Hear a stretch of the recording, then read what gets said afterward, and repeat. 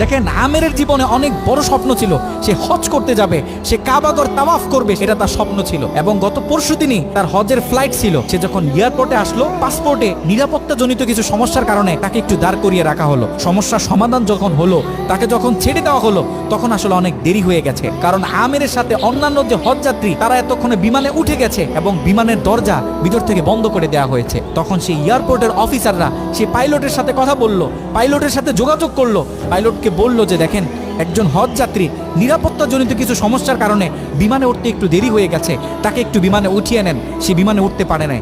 তখন পাইলট স্পষ্ট বলেছে, যেই বিমানের দরজা একবার বন্ধ হয়ে গেছে, সেই বিমানের দরজা দ্বিতীয়বার কারোর জন্য আর খোলা হবে না। কথা বলে পাইলট বিমানটা আকাশে ফ্লাই করলো।